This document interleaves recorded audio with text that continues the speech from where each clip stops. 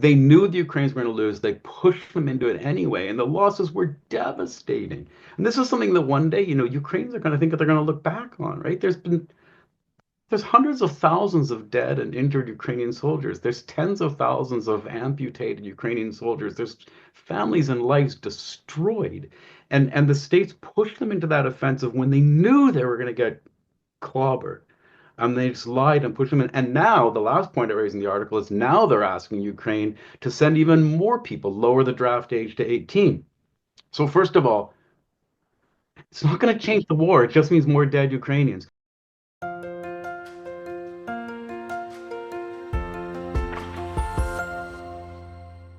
Hello, everybody.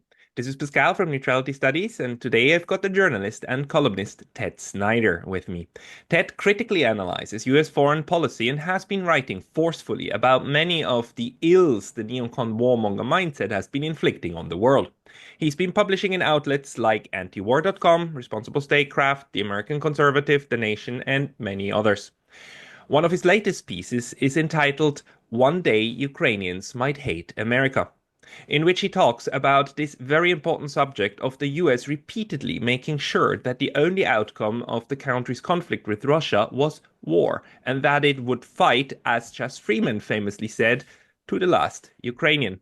That's what we want to discuss today. So, Ted, welcome. Thank you. Thanks for having me on, Pascal.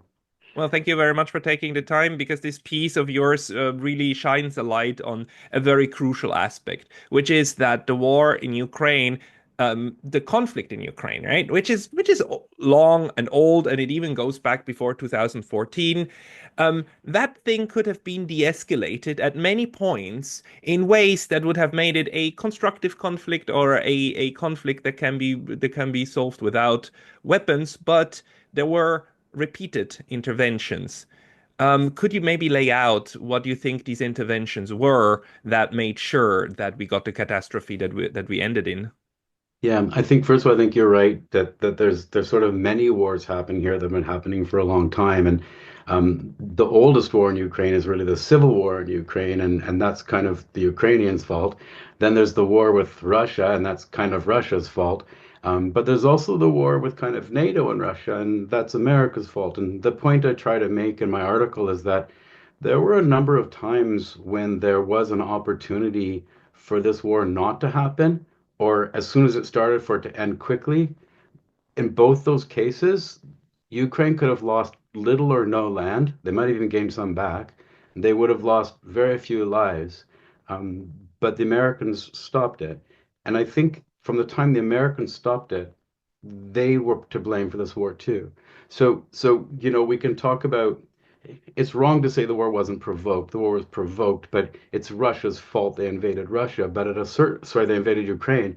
But at a certain point, it became America's fault too, because Ukraine and Russia were prepared to stop it, and America blocked it. And they've continued to block it, and they've continued to make decisions for Ukraine that, in order to pursue their own foreign policies, they sacrifice Ukrainians, and that's happened repeatedly through the war. Yeah, and this happened on several levels. I mean, it happens on a personal level, like the way that certain actors try to influence others, and I think we've had people like Ivan Kachanovsky now also working on the issue of like who inspired or who is behind the Maidan massacres. But then those lead to political outcomes that then make certain political decisions impossible. Like, and I think you point that out in your article, the neutrality of Ukraine, which was the most obvious way of de-escalating the whole thing, and that's a political process that ended there, but it was inspired by certain people with certain interests. Maybe you can speak to that. Well, so I mean, I think you're right, and that's the critical point. This is the noxiousness of the Western claim that the war is unprovoked. Promises were made at the end of the Cold War that NATO wouldn't expand eastward, and NATO continued to expand eastward right up to Russia's borders. Every Russian leader, not just Putin, has objected to this. And just prior to this war, in December of 2021, Putin again people say Putin won't negotiate, but Putin's always been negotiating. And in December 2021, before the war began, he presented a security guarantees, a package to both the United States and to NATO. And central to that package was that NATO wouldn't expand to Ukraine. This has been confirmed by the head of NATO. This is not speculative. Jens Stoltenberg said that Putin made it clear to them that no NATO expansion to Ukraine was a precondition for not having a war in Ukraine. In other words, the US had to say no NATO in Ukraine, and there wouldn't have been a war. There never would have been a war. And the tragic thing about this, Pascal, is that the US said no. In fact, the US has said it wasn't even on the table to discuss, but that's bad enough. But what's really tragic is that even though the US said no, that we have the right to expand NATO, they didn't at the time even want to expand NATO to Ukraine. They still don't want to expand NATO to Ukraine. And on the eve of the war, and even the early days after the war, Ukraine, even Zelensky himself, made it very clear that they were prepared to abandon NATO ambitions. We also know by polling of Ukrainians that only a quarter to a third of them on the eve of the war even wanted to be in NATO. So Ukraine didn't care about being in NATO. Zelensky was prepared to give up being in NATO. The United States had no intention of expanding NATO of expanding NATO to Ukraine. And yet they said no to Putin saying there'll be no war if you just say NATO won't go to Ukraine. So there was this beautiful opportunity that aligned with Russian interests, Ukrainian interests, and American interests not to have the war at all. But the states said no. And they said no because, and this is what Ned Price of the State Department said, and this I think is the most horrible line of the whole war, and it doesn't get talked about enough. When he was asked whether they supported these negotiations, Ned Price of the State Department said the US doesn't support the negotiations because there are larger principles. He said there are core principles. He actually said, this is a quote, he said, this war is in many respects larger than Ukraine. It's about core principles, like the principle that you have a right to choose what alliance you belong to. So the US allowed a war to happen to preserve NATO's right to go into Ukraine when the Ukrainians were willing to give up that right. So America pushed this war to pursue their own foreign policy goals, not Ukraine's foreign policy goals. So before the war started, it could have been stopped. Putin told the Americans that in no means that there'll be a military technical answer. America said no, and the invasion of Ukraine was exactly that military technical answer. And that's a tragedy because at that moment, no lives could have been lost and no land could have been lost.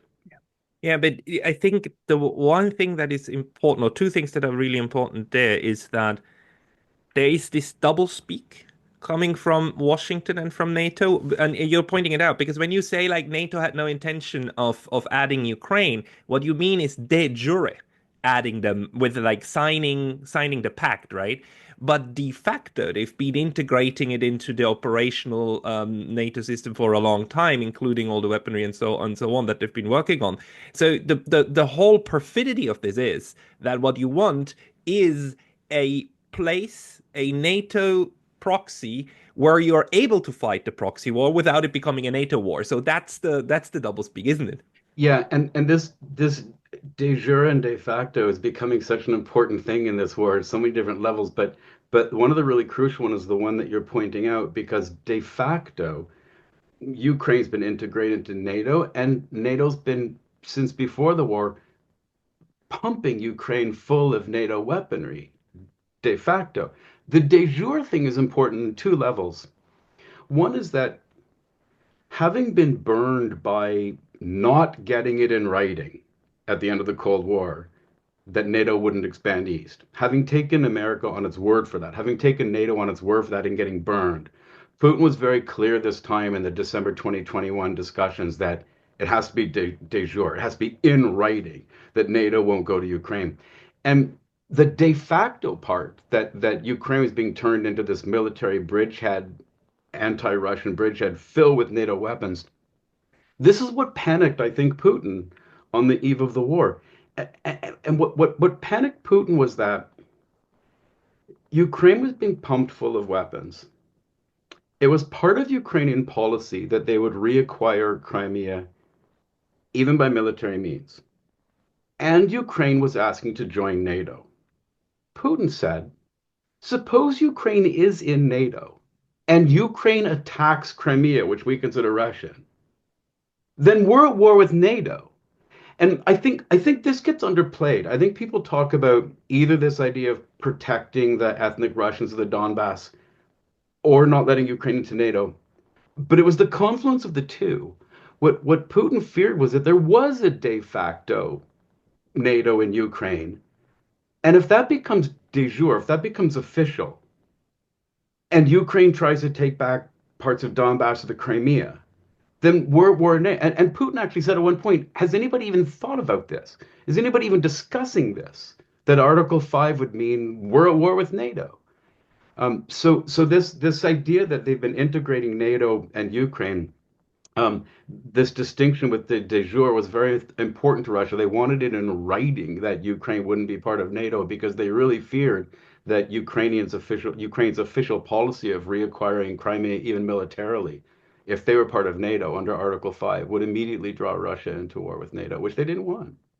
You're absolutely right about that. So there's even within the de jure, there's something to split up because yeah, now that you're saying it, I do remember that Putin was talking about that. And this situation, this creates a time problem, right? The more time elapses, the higher the likelihood that the de jure accession of Ukraine to NATO will happen, in which case then Russia wouldn't face only Ukraine, but the entirety of NATO, and even to a larger extent than they're facing already, right? Right now, they're facing NATO weaponry in Ukraine and NATO capabilities in Ukraine, but that's a different game from facing all of the NATO members. So it created this incentive for Putin to say this now or never, or better now than later, which again Yeah, creates this perverse incentive scheme, which is actually something that we know that some Western leaders were looking for, which is why I keep saying that to some extent, or under some conceptual framework, Putin was actually baited into the invasion. Although it's not really a baiting if there's no other option left from your viewpoint, right? If you yeah.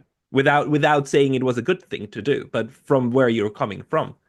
I think it had come to a head at the moment because, as some very good Russia scholars have pointed out, on the eve of the war, Ukrainian artillery strikes into the Yeah. Donbass were drastically increasing. There were probably like 50,000 elite Ukrainian units lined up on that Donbass line.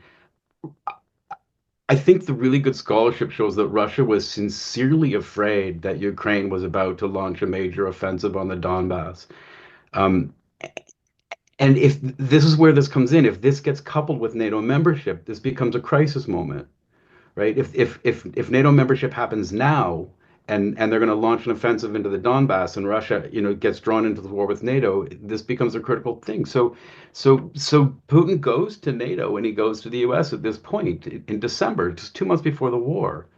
And he says, look, we need to negotiate this sort of better security structure where instead of Russia having been left out of the security structure after the Cold War, and NATO, which is an organization that was designed to confront Russia, expands through all of Europe but leaves Russia out, right? Then you've got this major security problem, and Putin saying we need to negotiate a different security arrangement, and that includes guarantees that NATO won't encroach so far into the U.S., just like you wouldn't want, Russia encroaching into, Cuba or Mexico or Canada. And this was a moment where the U.S., especially because they weren't seriously de jure considering bringing Ukraine into NATO, this was a moment where they could have done something. And Pascal, I know that there's lots of pressures, and I know this is difficult to speak, but I think what stunned Russia and Sergei Lavrov, the Minister of Foreign Affairs, he said this. He said we weren't expecting the states just to say, okay, no Ukraine and NATO. But we were expecting them to negotiate. We were expecting them to come back with something, right? Russia was expecting this to open up for the first time in decades the discussion of a new security arrangement. And instead, the states simply said, it's not on the table. And Lavrov said the Russians were stunned by that. So there was this moment, and I know I don't want to make this too simple, where the states could have just said, okay, no NATO, and everything's fine. But there was this moment where there was an opportunity to negotiate for the first time in decades. And pursuing their own foreign policy interests, that is the right to expand NATO right to Russia's borders, the state said it's not on the table, even though Ukraine had said, wait, this would satisfy our policy objectives. We're okay with giving up NATO aspirations. Yeah. Yeah, So and you that know, was the first moment. That was the first moment before the war when there was an opportunity for peace and the state said no. yeah, and a very clear one, and just also to make to drive this home, right?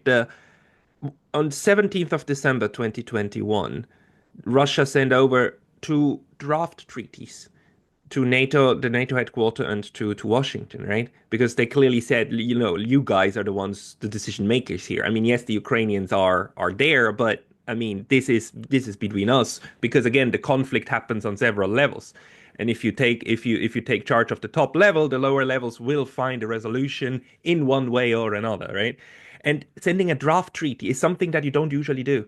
States don't just like send unnegotiated draft treaties to each other. That is a very high level instrument in order to get that discussion going, right? And it That's a is good well point. Yeah. understood. This is because in Western media it was represented as an ultimatum. Oh, this is a Russian ultimatum, and we are not taking the ultimatum. You know, it's basically they're terrorists and they're trying to squeeze us, and we're not taking that. No, it was obviously an offer for negotiation. Yeah, that's a really good point. I mean, I really hadn't thought about it that way, that this is a very sort of high level thing to send a draft treaty like that. And it was a draft treaty. It wasn't an ultimatum. And also, I think the thing that just always gets left out of it when people say ultimatum is that Putin was actually just asking the states in NATO to keep the promise they had made at the end of the Cold War. He wasn't introducing some new idea and saying, do this or I'll go to war to prevent NATO from going to Ukraine. He was saying, you promised us NATO won't go to Ukraine. We're just asking you to do that. And remember, at the fall of the Soviet Union, Russia recognized the independent state of Ukraine, but on the condition that their constitution locked in neutrality and not joining NATO. So, I mean, there's a whole lot of stuff in the past that they have been promised. When people talk about ultimatum, Russia was really, I think, just saying, keep your promises. Um, Yeah. And the people who then oppose this argument, they will immediately jump at your throat and say, like, but Russia broke its own promise of 1994 Budapest Memorandum when Ukraine gave up its nuclear art, like the nuclear leftovers of the Soviet Union in exchange for security guarantees, which it got from Russia, right? And Russia, let's be clear about that. Invading Crimea in 2014 is a clear breach of that, clearly. Again, with reasons why, but it's a clear yeah, breach. But yeah. the Russians overall still are they are actually very much into like detailed outlining of what's gonna happen in agreements. They do that often in throughout history. Yeah, and I don't want to come off as defending the Russian invasion. I don't want to come off that way at all. I'm a pacifist. I've never defended any invasion. Um, but and it was a violation of the Budapest Memorandum. But I think the thing is it had already been violated, right, on the other side, right? And this is the thing about contracts is we can. This is what Iran says about the nuclear agreement too. Like you say, we're violating the agreement, but you already breached the agreement. There's no agreement anymore, right? And when there was a coup in 2014, when there was NATO weapons just being pumped into Ukraine against the promises. I mean, these things were violations too. And there's lots of different wars and there's lots of different blame. And I don't want to take the blame off Russia, right? Russia started this horrible war. What I want to argue is that at a certain point, the U.S. became co-blamees for that war. I'm not making the claim that Russia never did anything wrong. I'm making the claim that at some point the U.S. took on some of that responsibility, and the first one was on December 21st, the eve of the war. And the second one was just days after that. So there's this boundary line where just before it, there could have been peace, and the U.S. said no. And then just after it, there could have been peace, and again the U.S. said no. So again, to be clear, I'm not saying that Russia's not to blame for this. I'm saying at a certain moment, the U.S. took on its shoulders a large share of that blame too, because they had a very plausible, legitimate chance to prevent this in ways that fully satisfied Ukraine and opted not to satisfy Ukraine's policy goals in order to further pursue their own foreign policy goals, which was the right to expand NATO and the right to pursue its hegemony and not let, Russia stand up for its rights or its sphere of influence. So. Yeah, and the moment you're talking about is, of course, late March, early April, Istanbul agreements, and Boris Johnson flying there and basically nixing, the basically telling the Ukrainians, fight it out. You get a better deal if you fight. We'll give you the weapons, and well, then your ultra right-wing nationalists also will probably not kill you if you. I mean, there's all of the internal reasons, and you've published together with Petro Poroshenko, Nikolai Petrov. Was Nikolai, you published with Nikolai Petrov and Nikolai Nikolai Petrov, the Petro, yeah. author of The Tragedy of Ukraine, who like Yeah. really spelled out all of the internal factors and factions, right, within Ukraine, which is also which was a powder keg to start with, right? But um, the point I would like to emphasize or ask you about is also the this disregard for what is best for Ukraine while claiming that the policies taken are the maximum and we love Ukraine, right? Ukraine hearts and Ukraine flags everywhere, while sending Ukrainian men and women to their certain death. So so so as I said on the eve of the war, polling shows that the vast majority of Ukrainians were not dedicated to joining NATO at all. This wasn't done for love of Ukraine or for pursuing Ukraine's goals. When Putin said don't let Ukraine into NATO, Ukraine was like, fine. The fight was because America wanted the right to expand NATO, right? And then on the first weeks after the war, when these are direct bilateral negotiations between Russia and Ukraine. They're sitting at a table and they're talking to each other. And we have it on very good authority from the Ukrainian negotiating team that was there that the deal was 90% done. One person, one of the, I think it was the chief negotiator said, and I'm quoting, we went back to our hotel rooms and popped the champagne corks. We worked out a deal with Russia. There were some details to be worked out, but Zelensky and Putin were going to meet and work those out, and it was going to be signed, and there was this deal, and Ukrainian negotiators have said that Putin was sincerely willing to compromise. They were engaged in the negotiations. We've got all kinds of authorities for the Ukrainian authorities that there was a deal, and then the famous one, and this is confirmed by Ukrainian negotiators too. Which one was it? David Arakamiya, I can't remember. I might be wrong. Confirms that yes, Boris Johnson came over, and Boris Johnson said you may be ready to sign a defensive thing with the Russians, but the West is not prepared, and basically told them um, not not no, don't do it, but they discourage them from pursuing the path of diplomacy with the promise that we're not going to sign, and if you go on fighting, we'll give you whatever you need for as long as it takes. But it wasn't just Boris Johnson in the UK. Like, this is the sort of famous story, but it wasn't just Boris Johnson. We've got it from interlocutors and mediators that were invited by Zelensky, including people like the former Israeli Prime Minister Naftali Bennett and the former German Chancellor Gerhard Schröder, who both say we were involved in the negotiations at Zelensky's invitation, but the U.S. blocked it. The Turkish officials who played a large role because it was in Istanbul. There's two Turkish officials on the record as saying that the U.S. blocked it. And we've also got Ukrainian negotiators on the record saying the U.S. blocked it and told us not to do it. And recently, some other stuff, some other things like Victoria Nuland recently basically said that too. So we've got it from the Ukrainians, from the Russians, from object in, like neutral people like Bennett and Schroeder, from the Turks, that the U.S. said to Ukraine, "We're not prepared to do this. We don't want you to do this. We want you to fight us out of diplomacy, and we will give you whatever you need for as long as it takes to do it." So, sorry, go ahead.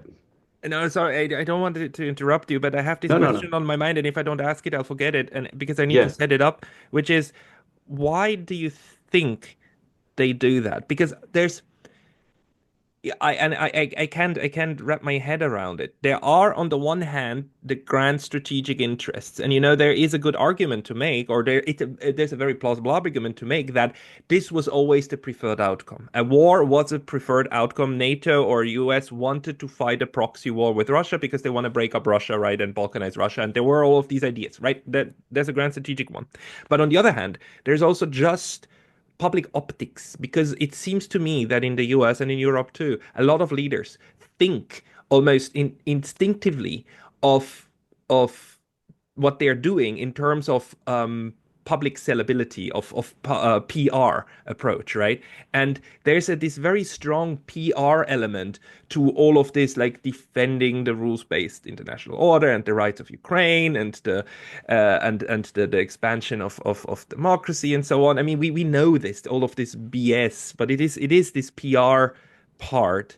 Um, and this was connected, yeah, this is connected to this issue that neutrality for Ukraine was the most obvious solution to the conflict in the latest since 2014. And because since before 2014, there was neutrality of Ukraine and things were fine and there was an electoral balance and it kind of worked out. And then that balance was disrupted and got trashed. And Victoria Nuland, when she talked about this moment, she used a very interesting word. She said, this agreement, Istanbul, we were not in favor of it because it would have neutered Ukraine. And neuter in English is interesting because in other languages, neutralization and castration, right? The cutting off of the balls is not the same word, but in English, it's the same word if you use neuter, right? And this is it's a very kind of evil mind game of equating making a place neutral and a buffer with cutting off the balls and basically demasculate it. And that coming from a woman is even more interesting. But There's, do you have thoughts about this? Because this to me seems like a public stunt, right? PR yeah. So, versus so great power politics interests. Yeah. So you're talking about, you're talking about two things. You're talking about the public optics, you're talking about the grand strategy, and you also started off with asking the question, why is the states doing this at all? And figuring out American foreign policy, saying why the states does stuff is very hard to do because it just doesn't make a whole lot of sense anymore. But there's a lot going on here. Um, there's been some very good scholarship recently on this whole idea of the optics.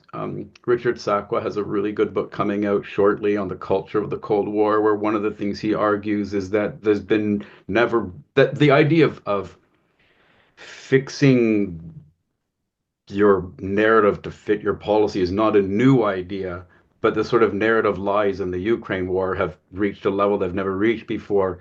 And he talks about and he quotes people talking about this idea that American foreign policy is actually being shaped by the lies they tell to the public, that not investigating what's really happening. Was Russia provoked? Was there a promise? Not investigating those things, these lies that they tell people, starts to actually shape the policy. And you're calling that the public perception. I think that's a good way it starts to shape the policy. And I think there's also this idea you talked about, sort of like the grand strategy too. And a lot of good scholars have argued. Um, a Russian scholar named Alexander Lukin talks about this. I'm probably saying his name wrong because I don't speak Russian. Um, talks about this that Putin was a very pro-Western leader. He was very open to Russia joining the West. He actually suggested Russia join NATO. Like one of Putin's solutions to this whole thing in the beginning was, if the Warsaw Pact is gone and there's NATO and you're encroaching on Russia and leaving Russia out, so there's a security problem in Europe, why doesn't Russia just join NATO. And this was serious. And it was actually proposed, it was actually discussed. And the Americans nixed it. But this Putin was very sort of pro-West, and Russia was quite weak after the fall of the Soviet Union. They were quite conciliatory to NATO and the United States. They complained sometimes, but they didn't really do much about anything. And American hegemony was really taking off after the Cold War, and Russia really couldn't and wasn't getting in the way. In 2014, when the West pulled off a coup in Ukraine, and the Russian leadership is convinced it was a coup in Ukraine, and it was a coup in Ukraine, right? We know now it was a coup in Ukraine. We've got intercepted phone calls of Victoria Nuland again talking about not just the states, but Biden, the vice president, being willing to midwife this thing, like we're gonna this coup. And so Ukraine had settled things by elections in the past. There was often a disparity between the East and the West. And you mentioned Nikolai Petrov before on the tragedy of Ukraine, and that's, the best book to read on this stuff. And Petrov's great on this. And this plurality in Ukraine that a certain side was trying to turn into a monism, that there could only be one Ukraine. And the East had often voted for sort of pro-Russian presidents, and the West had sort of voted for European presidents. And at a certain point, I forget the year because I'm a terrible historian. I think it was 2008, I think, in that contested election. Um, and then with the 2014, where the West became convinced finally for the first time we can't do this by elections. If we do if elections, we're going to keep getting these guys in that are not we're not going to join NATO, and they pull off a coup, and it was really the first time they decided this by a coup, and so now you get this coup, and you get the Russophile, the Russian sort of ethnic Donbass and Crimea being persecuted in many ways by this monist ultranationalist pure Ukraine, get Russian culture out of Russia, ban the language, ban the religion, close down the media, attacks on ethnic Russians in the Donbass. They feel very threatened. Crimea separates, right? And so you get these things happening. And from an American perspective, when Russia took Crimea, I mean, the loss of Crimea would have been the most devastating defeat for Russia in hundreds of years. I read a scholar recently said 1,000. They would have lost their naval port. This was a disaster. And the people of Crimea, you can talk about whether the election was fair or not. All the evidence is whether the election was fair or not. The vast majority, mass majority of Crimeans wanted to become part of Russia. They did in the Donbass too, and Putin could have taken them, but didn't. He didn't want them. He told the Donbass not to have a referendum on separation. And when they did vote for separation, he didn't even recognize it. It wasn't until this war that he recognized it.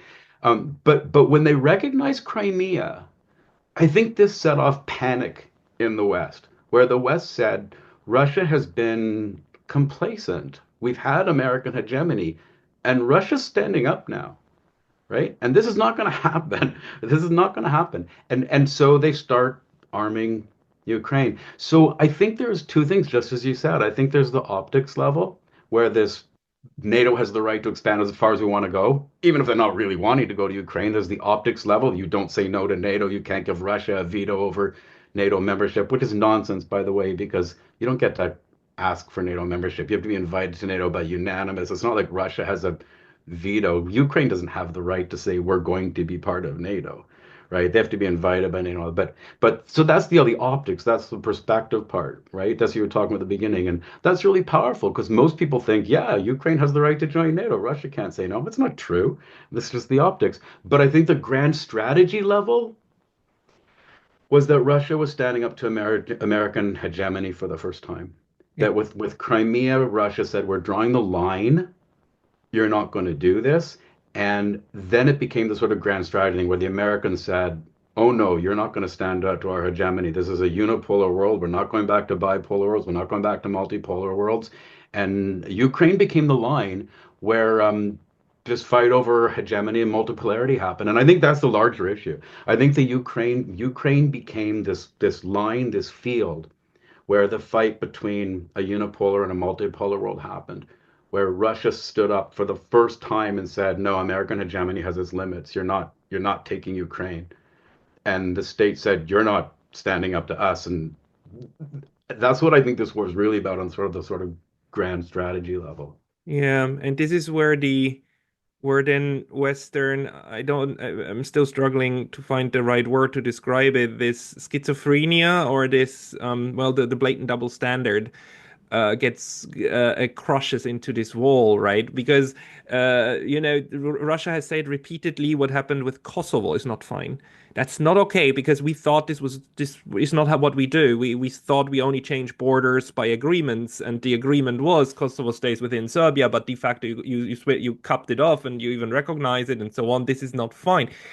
And then Russia does this. The West says like this is the first time ever since, the end of the Cold War, the Second World War, that the borders changed by force, and then they do the same in Syria, like the America taking a whole slice of Syria, right? And basically right now, I mean, 2024, we see that the West is totally okay with Israel taking more parts of Syria and so on. So it's just very, very clear that the rule is whatever NATO and Western allies do is fine, is part of the rules-based order. And whenever something similar is being done by another power, then it's the most egregious act of infringement of international law. And Yeah. what you're saying is in 2014, Russia took the right, and again, we are not saying it was right. We are saying it took the right to do something similar, and the West wasn't fine. And that's then where the rest of the global South actually says like, well, actually, they look very similar. We are not happy with both of them, but they do look very Yeah. similar. And that's an important point you raised. And the Russians have pointed this out, right? The Russians have pointed out, like, you said this was fine in Kosovo, right? You said you could do this. In fact, there were rulings that you could do this.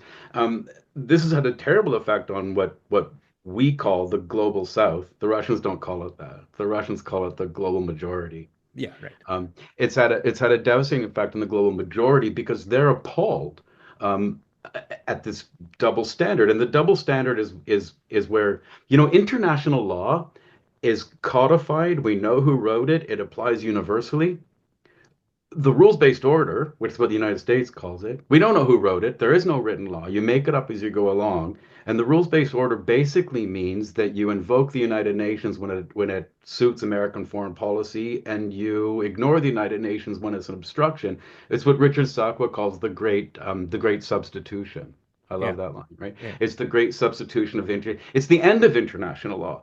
And from the Russian perspective, and from the perspective of a lot of the global South, which is why most of the global South didn't sanction Russia, because they weren't buying into this American story of international law. Because they're saying, like, what are you talking about international law? You do this all the time, right? The United States invades countries all the time, right? So this was the great substitution of international law. And if you ask Russia and China, they'll say that they're fighting for international law in the United Nations, and that it's the United States that's the revisionist power that has put its own authority ahead of the United Nations and its own rule-based order ahead of international law. The Chas Freeman made the wonderful observation in one of these programs that the rules-based international order is the United States implementing the principles of rule by law instead of appreciating the rule of law, which is the same rules for everybody, versus make up random rules, never spell them out, just constantly invoke them and then use them as a tool in order to just, bully everybody else, right? Yeah, that's exactly right. So the states can say this was reported. I forget which American media the other day. There's discussions amongst the Trump transition team of doing airstrikes on Iran to take out their nuclear facilities. Okay. So how is that not a violation of territorial integrity? How is that not a violation of sovereignty? So they can do that. That's fine. But if the Russians attack Ukraine, that's a violation of sovereignty. And the State Department kept saying, I talked about these core principles, and one of them was sovereignty and territorial integrity. But it doesn't apply when it's the states on Iran. It only applies when it's, and this sort of double standard is part of what kept the global South from buying into the whole. They didn't sign up in this alliance. Biden often boasts about, the 50 nation alliance that he got to team up against Russia. And 50 nations sounds like a lot, but there's what, 210 nations, the United Nations. And so if 50 signed up, that means 160 didn't. And part of the reason why the 160 didn't was never because they thought it was okay for Russia to invade Ukraine. Even Russia's closest partners don't think that. China doesn't think it's okay to take land by war, right? They didn't sign up not because they thought Russia was right.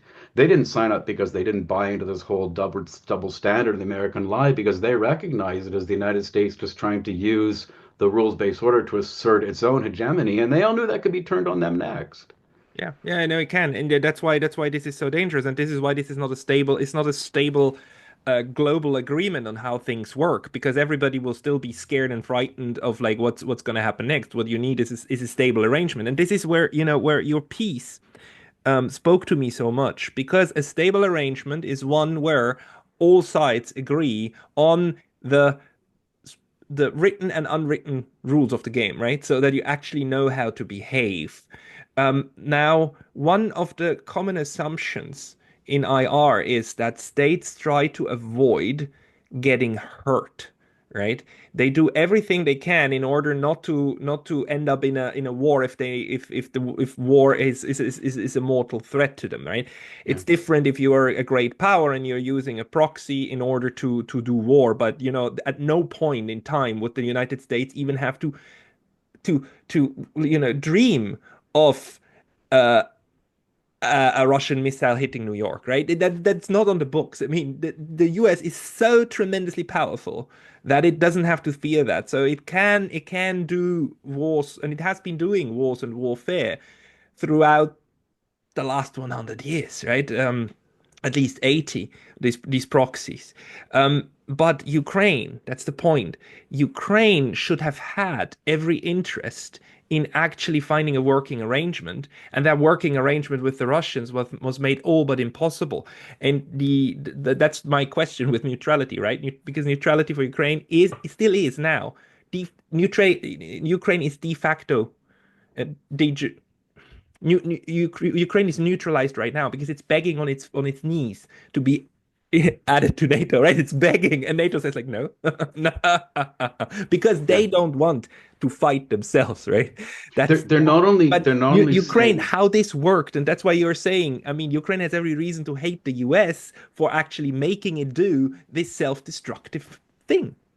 And then making them do it in the most self-destructive way, so that two of the later points that we probably don't need to talk a lot about or even have enough time to talk about, but two of the later points I raise in the article is that even during the war, the states could have prevented it just before and just after. In the middle of it, when Ukraine launched its disastrous counteroffensive, which was really the turning point in the war.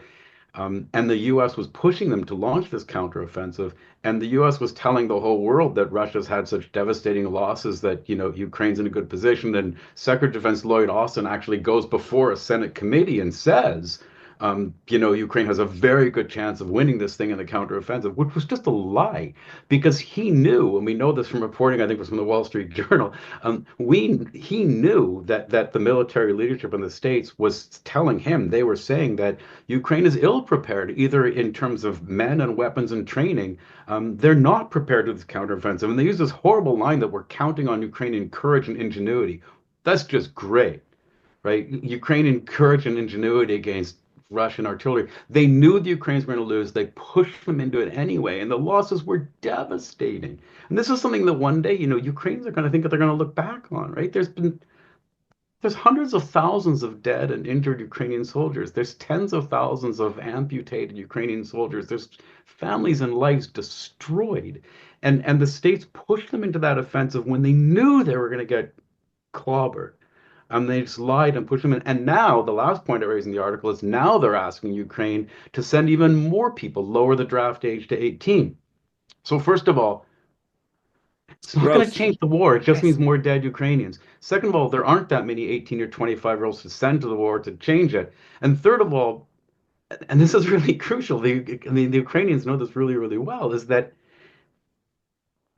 after the collapse of the Soviet Union, the economic hardships, the birth rate plummeted in Ukraine. And that very small generation, they are now the 18 to 25-year-olds. So you send those guys to war. Some of them are already there, some of them are already dead, some of them are already deserted. You send the rest there and you lose that cohort, you actually lose a generation and you actually threaten the ability of Ukraine not only to man their workforce, but to increase the population enough. I mean, this is a demographic nightmare. And the Yeah. States knows this. And they're still saying future military aid is conditional on your sending your 18 to 25-year-olds. And Zelensky doesn't want to send his 18 to 25-year-olds. I mean, he already said we're not going to sacrifice a population of a country for this. You got to send the weapons. It's like, but the States just keeps pushing them because I would argue they're not really pursuing Ukrainian interests. They're using Ukrainians to pursue American interests. Yeah, I agree. I totally agree. But that's why to my mind, there's still this large question of what is done by the political actors in this, call it a tragedy or call it a crime against humanity, for strategic and grand strategic reasons, and what is done for the optics, because also the optics inside Ukraine, the only way to keep this going, because you know the the great trick the US pulled off is to enlist an entire population or enough of that population to fight their war. That's a huge trick to pull off, and the only way to do that is by creating a narrative that makes it a fight worth fighting for the victim of aggression, and therefore the only way is by using the weapons that you get, and your friends give you the weapons, right? It should be very clear, especially to pacifists like us, that whoever gives you a weapon is not your friend. Somebody who gives you weapons is not a friend. That's that just no. Um, Especially when they're giving you a weapon to fight a country so much massively larger and more powerful than you. Precisely. I mean, the analogy is always like when a big guy bullies a small guy, somebody who tells the small guy go fight harder. That's not what you should be doing. Um, but then there is this spin, this narrative spin constantly, and it is working. It has been working inside Ukraine, and there is a lot of people who are willing. There's people who are being dragged off the streets. We know that, but there's people who are willing to fight, and they've been enlisted. And it's not just the Nazis; it's others. It's others as well, and the entire Western population of Western Europe. There's a big part, including my dad, who believe that this is a very important fight for Ukraine. I mean, we need to win this, which is strange, but it's this narrative control, and that's where the narrative of the war is maybe even more important than the grand strategic element. Yeah, and I think Pascal, I mean, I think the narrative has to keep changing as it fails too. Um, because the narrative at first was about, you know, Russia invading Ukraine, and then the narrative was about the right of NATO to expand, and then the narrative was about um, if Russia isn't stopped, they'll wipe Ukraine off the map. And then the narrative was about if Russia's not stopped in Ukraine, they'll attack all of Western Europe, and Putin wants to reestablish the Russia. The narrative keeps, as each peg gets knocked out, the narrative gets newer and bigger and bigger.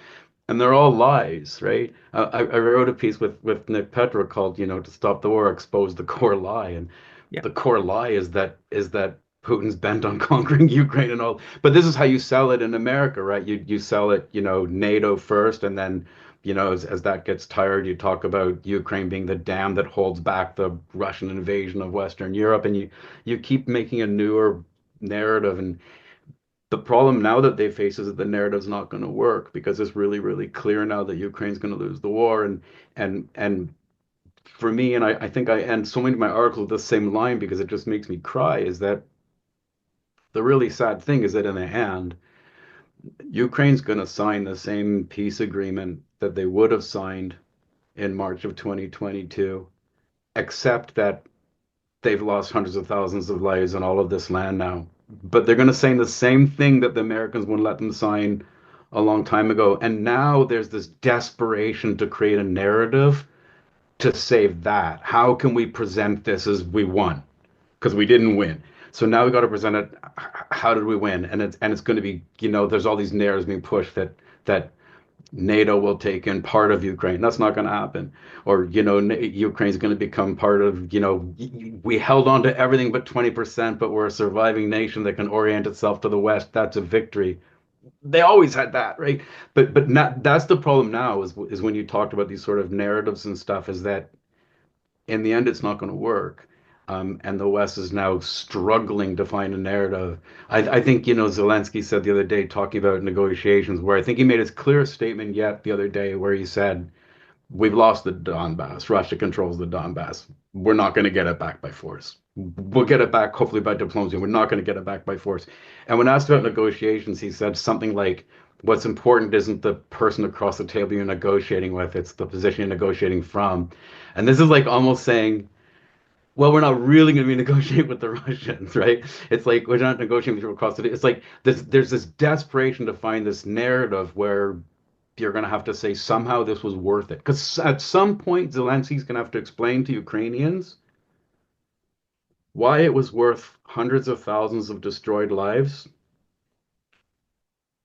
to sign the same treaty we could have signed before the war, but we've lost a lot more land now. At some point, he's going to have to sell to them, why was this all worth it? We're signing the same treaty we could have signed in Istanbul,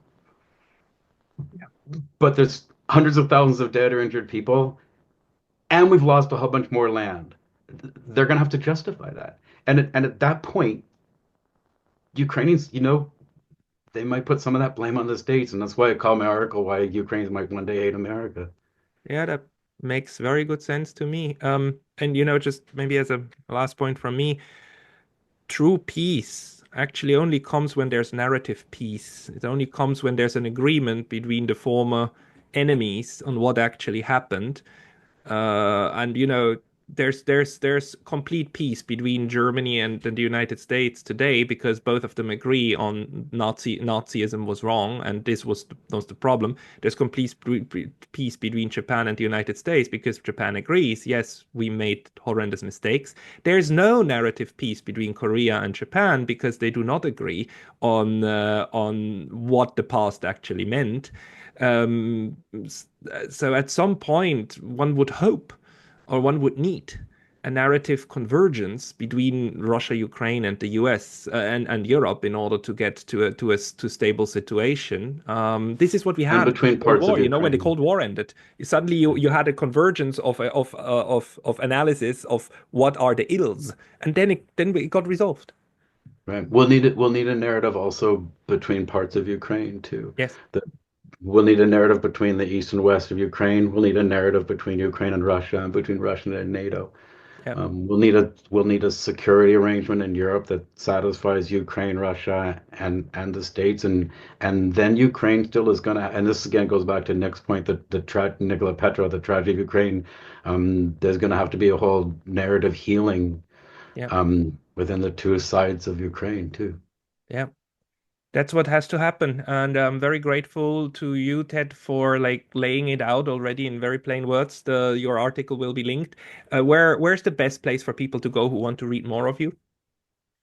Most of my stuff is on anti-war, and often things I write at other places are republished there, so it's all over. But probably the place to find the most of it is on antiwar.com. Okay, I will link to antiwar.com. Ted Snider, thank you very much for your time today. Thank you so much for having me on. I really enjoyed talking to you. Thanks.